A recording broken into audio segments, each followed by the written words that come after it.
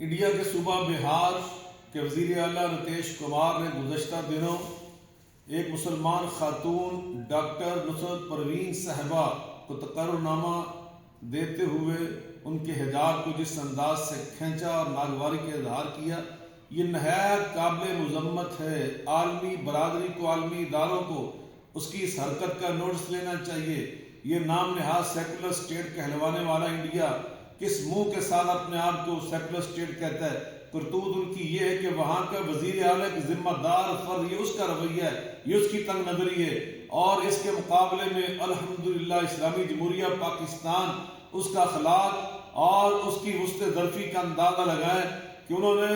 کرتارپور کی راہداری دے کر سکھ برادری کو جس انداز سے مطمئن کیا، جس طرح خوش کیا، جس طرح کے حقوق کی پاسداری کا اہتمام کیا۔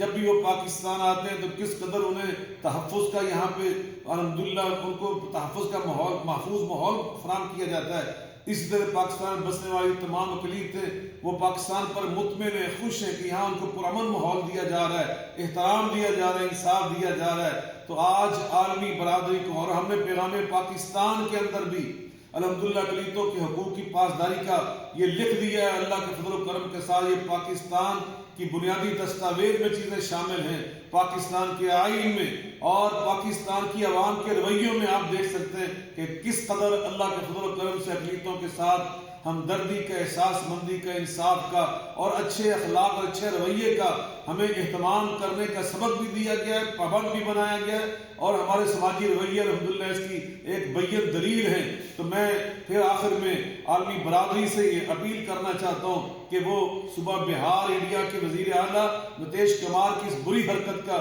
ضرور سختی سے نوٹس لیں، اور وہاں کے جو مسلمان ہیں، وہاں کے مسیح، وہاں کے سکھ